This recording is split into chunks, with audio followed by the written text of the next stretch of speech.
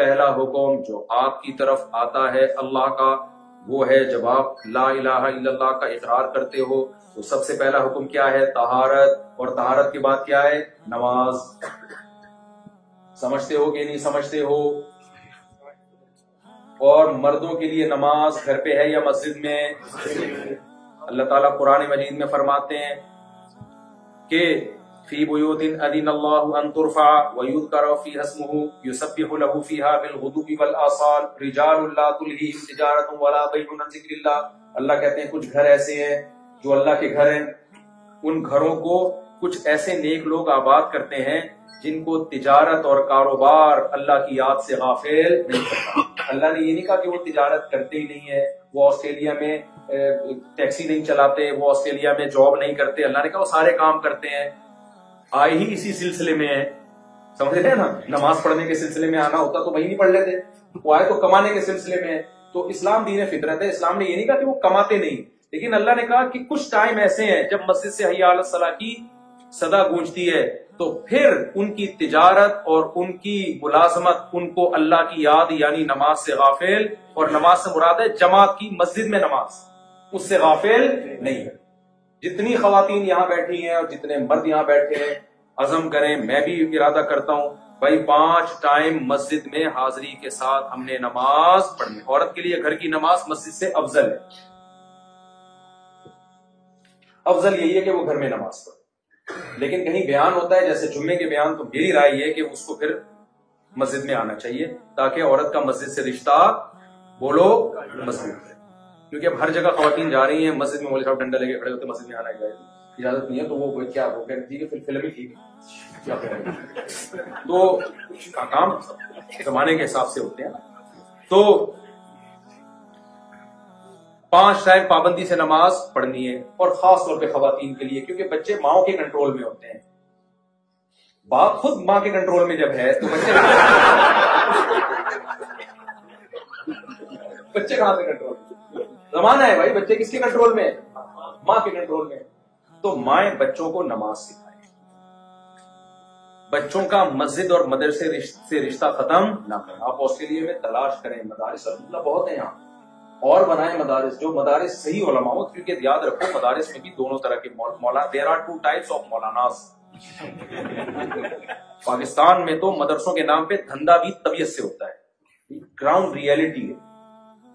پاکستان میں کمانے کا بہترین طریقہ یہ ہے کہ 4 دیواری کھڑی کرو، کچھ بچے ادھار لے کر آؤ کہیں سے جو دیکھنے میں یتیم لگے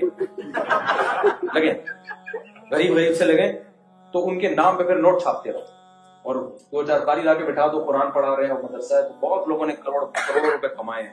تو سارے مدرسے نہیں، الحمدللہ بہت اچھے ہیں، تبھی تو الحمدللہ علماء بھی پیدا ہو رہے ہیں، لیکن بہت سے یہ ڈرامے بازی بھی ہو رہی ہے. تو اب میں جا کے لوگوں کو ہائی لائٹ تو نہیں کر سکتا، دشمنیاں ہوں گی، کیس ہو جاتے ہیں، بڑے مسائل ہوتے ہیں. لیکن میں خود پرسنلی جانتا ہوں ایسے لوگوں کو جنہوں نے ماشاءاللہ ایسے نوٹ چھاپے ہیں، 4 شادیاں بھی کی ہیں.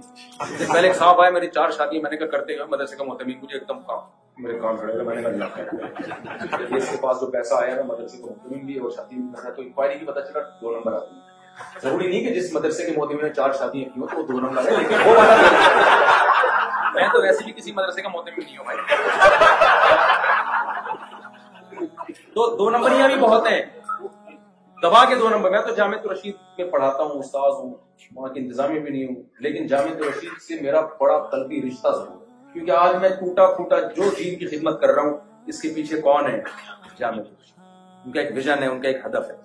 لیکن بہرحال مدرسوں میں جیسے وہاں 2 نمبریاں ہوتی ہیں، تو اب جب یہاں مدرسے کھلیں گے تو کچھ مخلص لوگ کھولیں گے، اور کچھ لوگوں کو اندازہ ہو جائے گا بھائی پیسے کمانے کا، اور کے لیے میں بے روزگار گھوم رہے تھے، چلو ایک اچھا طریقہ آیا، مفتی صاحب بھی مدرسے کی ترغیب دے کے چلے گئے. دیکھو ٹرسٹ بھی بنتے ہیں یہاں، اکاؤنٹیبلٹی بہت زیادہ ہے، لیکن پھر بھی جو 2 نمبر ہوتا ہے نا وہ سب کچھ کر لیتا ہے. تو ایسے نہیں کہ جو بھی منہ اٹھا کے جو کام کرنا شروع کر دے. آپ نے دیکھنا ہے ریلائبل علماء ہوں، سنجیدہ علماء ہوں، تقوی والے ہوں، اگر وہ مدرسہ چلا رہے ہیں تو آپ نے ان کو بھرپور طریقے سے سپورٹ کرنا ہے. سمجھ میں آ رہی ہے بات کہ نہیں آ رہی؟ اگر اسلام کو باقی رکھنا چاہتے ہو تمہارا بڑھاپا اچھا گزرے، اولادیں انسان کی بچے بنے، نیک بنے، تو مدرسے کو آپ کو بنانا پڑے گا اور سپورٹ بھی کرنا پڑے گا، اور مدرسے سے رشتہ بھی بولو نا جوڑنا پڑے گا. تو خواتین کو بھی چاہیے اپنے بچوں کو دین سکھائیں اور گھر میں نماز کی پابندی کریں. تاکہ اسلام سے اور پردے کی پابندی کرے تاکہ اسلام سے رشتہ جڑا رہے. اور دیکھو عورت کو اللہ نے پردے کا جو حکم دیا مرد کی عیاشی ختم کرنے کے لیے. جب پردے میں ہوگی تو میاں کو دیکھنے کے لیے اپنی بیوی کے علاوہ کوئی بھی نہیں ملے گا. حضرت حکیم اختر صاحب رحمہ اللہ فرمایا کرتے تھے جب ساری عورتیں پردے میں ہوں گی تو میاں لے دے کے بیگم کے پاس ہی آئے گا, کچھ ملے گا ہی نہیں. آج گھر سے باہر نکلتا ہے تو ہر عورت دعوت دے رہی ہوتی ہے اس کو, تو نقصان کس کا ہوتا ہے؟ وہ بیوی جو گھر میں تم سے وفا کر کے بیٹھی ہوئی, تو اللہ نے اس کا حق رکھا ہے. انٹیوں کا حق سمجھتے ہو کہ نہیں سمجھتے؟ تو کھڑکی سے صرف جو سچی مچی کی جان ہے نا باڈی میں وہ نکلنی چاہیے, اس کے علاوہ کوئی جان نہیں چاہیے. تو ایک کام یہ کرنا ہے. دوسرا کام آپ نے پہلا نماز ہو گیا, دوسرا کیا ہو گیا؟ مسجد اور مدرسے سے رشتہ مضبوط.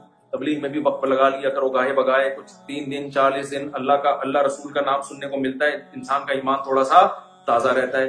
اور خاندانی کام کیا کرنا ہے میرے بھائی؟ اہم ترین بات یہ ہے کہ جتنے بھی ینگ جنریشن ہے یا نوجوان بیٹھے ہیں قطعاً شراب کباب کی طرف مت جاؤ. کوئی زنا کی دعوت دیتا ہے اس کو ٹھکراؤ.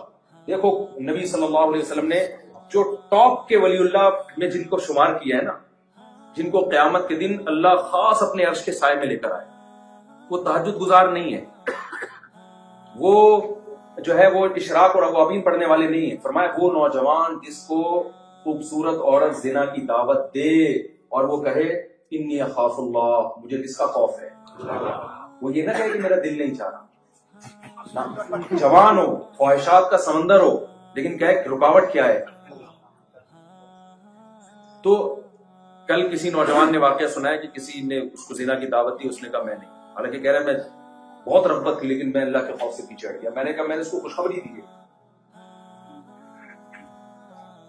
میں نے کہا انشاءاللہ یہ جو تم اس گناہ سے بچے ہو نا, جبکہ روک ٹوک والا کوئی بھی نہیں تھا. بعض دفعہ انسان اس لیے بچتا ہے کہ لوگ کیا کہیں گے, وہ خوف بھی نہیں. میں نے کہا تم جو بچ گئے انشاءاللہ اس کی برکتیں اللہ تمہیں تمہاری نسلوں میں انشاءاللہ دکھائے گا.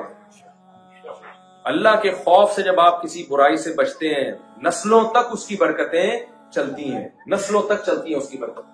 اپنی حرام خواہشات کو پورے کرنے والے مارکیٹ میں بہت ہیں, اپنی خواہشات کو اللہ کے لیے قربان کرنے والے مارکیٹ میں شارٹ ہیں.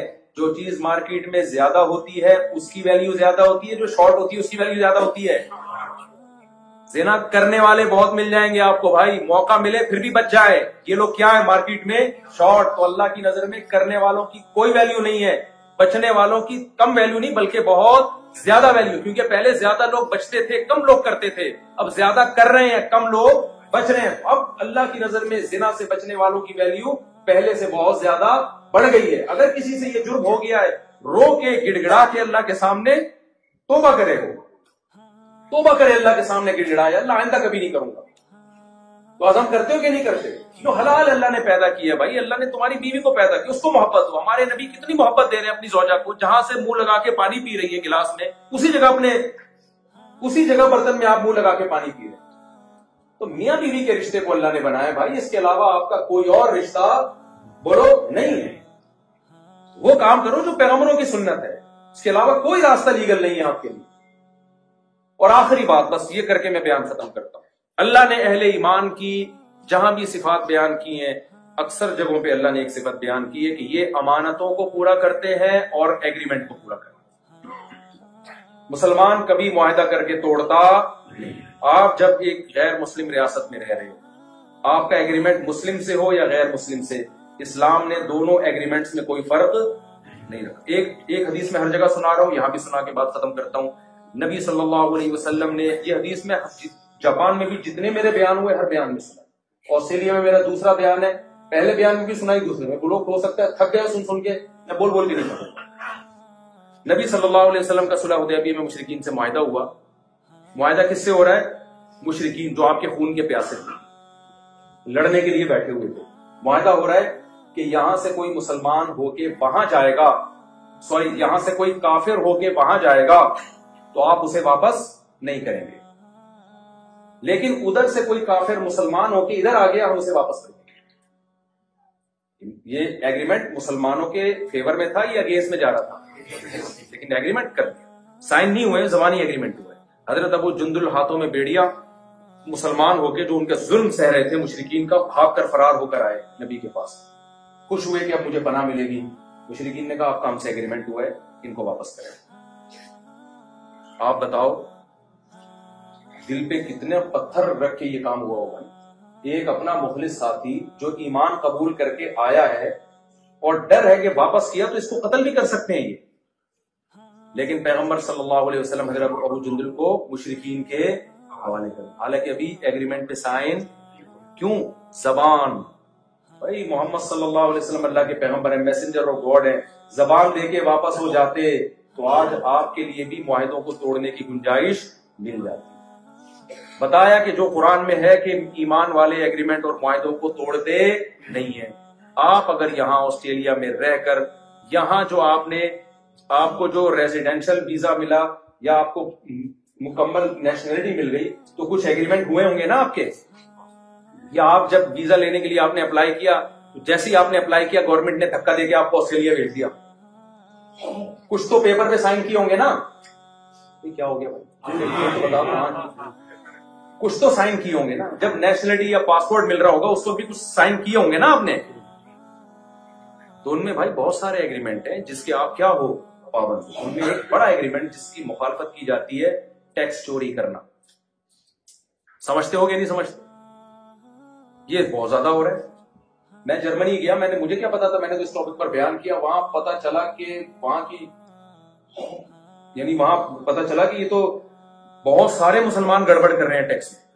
कुरान में अल्लाह ताला का इरशाद है, तबाही है उन लोगों के लिए जो अपना हक लेने की बारी आती है, 30वें पारा, वैलुल लिल मुतफ्फिफीन, जब लेने की बारी आती है तो पूरा पूरा हक लेते हैं, जब हक देने की बारी आती है तो उसमें डंडी मारते हैं। आप जब यहाँ गवर्नमेंट की सहूलतों से इलाज में और मुख्तलिफ चीजों में फायदा उठाते हैं तो एक प्रॉपर इंसान होने की हैसियत से, शहरी होने की हैसियत से पूरे बेनिफिट्स हासिल करते हैं। जब गवर्नमेंट आपसे कहती है कि आप अपनी जिम्मेदारी पूरी करें तो उसमें आप क्या करते हैं, बोलो, डंडी मारते हैं। तो गवर्नमेंट आपको जो सजा देगी वो बहुत कम होगी और हो सकता है आप गवर्नमेंट की छूट से निकल जाएं। अल्लाह आपको नहीं छोड़ेगा। अल्लाह कहेगा मेरे हबीब सल्लल्लाहु अलैहि वसल्लम ने अपने साथी को इनके हवाले कर दिया एग्रीमेंट की बेस पे, तो तुम पैसे निकालना तुम्हारे लिए मुश्किल हो रहा है। झूठ बोलकर रह रहे हैं, मुझे फलाने ने कत्ल की धमकी दी थी, असाइलम लेके आ गए। भाई क्यों झूठ बोल रहे हो यार? अल्लाह की जमीन बहुत वसी है। सच बोल के आपको नेशनलिटी मिलती है, ले लो, नहीं मिलती तो हमें देखो ना यार, क्या ख्याल है? अगर भागना किसी के लिए हलाल होता तो सबसे स्पीड से कौन सोसाइटी के लिहाज से देखा। कहते हैं ना दूल्हा घोड़े पे क्यों आता है, इसलिए आता है उसको बताया जाता है आपकी चांस है तेरे पास। क्या ख्याल है? तो यार तमीज से नेशनलिटी मिल रही है तो ले लो, जॉब मिल रही है तो ले लो, झूठ क्यों बोल रहे हो? ये हो गया था। एक साहब ने अमेरिका की नेशनलिटी के लिए अप्लाई किया, मैंने उनसे पूछा आपको किस बेस पे, आपको तो ना कोई कुछ भी नहीं आता, आपको आपकी नेशनलिटी पाकिस्तान में बाकी रखी हुई है, इससे हमें हैरानगी हो रही है, कुछ भी नहीं, तक भी नहीं आता। उसने कहा मैंने वकील हायर किया। वकील ने क्या किया है, वकील ने पूरा केस बनाया। वकील तो हर जगह मिल जाते हैं। अल्लामा इकबाल ने ऐसे ही थोड़ी कहा था, पैदा हुआ वकील तो शैतान ने कहा लो आज मैं भी साहिब औलाद हो गया। वकील तो टोपियां करा देगा। जब वकील आए ना दुनिया में तो शैतान ने कहा चलो अल्लाह ने हमें भी बाल बच्चे दे दिए। ये उर्दू में मैंने तर्जुमा किया है शेर, दुनिया आसान होती है। तो वो क्या किया उन्होंने क्या किया कि वो कहते हैं कि मुझे जो नेशनलिटी, मैंने कहा आपको कैसे? कहते हैं असल में वकील ने पूरी कहानी सुनाई ना, वो फलाने ने, तंजीम वालों ने हमला किया था, पता नहीं क्या कुछ पूरा ड्रामा बना के ऐसे धमाके हुए इसके करीब में, जिंदा पता नहीं कैसे। हालांकि तो शबे बारात का पटाखा भी किसी ने नहीं फोड़ा उसके करीब में, तो पटाखा भी नहीं फूटा होगा। अरे तुम तमीज से जहां तुम्हें रोजी मिल रही है सच बोल के वहां खा लो यार। अल्लाह की जमीन क्या है, बहुत बड़ी है। क्योंकि एक दफा झूठ जिसकी बुनियाद हो ना, पे सारी जिंदगी झूठ ही चलता है। तो इसलिए भाई सच बोलना सीखो, कानून को फॉलो करना सीखो। यहाँ आप ये इमेज मुसलमानों का बनाओ कि यहाँ की गवर्नमेंट कहे कि यार मुसलमान तो हमारे जो पुराने शहरी है ना, ये मुसलमान उनसे भी ज्यादा अच्छी लाइफ गुजारते हैं। समझते होगे नहीं समझते? एक दफा मैं कहीं किसी कंट्री में था, बहुत लंबी लाइन लगी हुई थी ना ट्रैफिक की, साइड में रास्ता था, एक साहब ने लाइन तोड़ के ना, पाकिस्तानी थे वो, जाने लगे। मैंने कहा यार ये ना करो, देखो ये इतने घंटे से लाइन में लगे, मैं तुम भी लगे, हो सका बेवकूफ है, मैं थोड़ी भी रुकूं। میں نے کہا یار سافٹ ویئر وہی ڈلے گا، وہ اپڈیٹ تو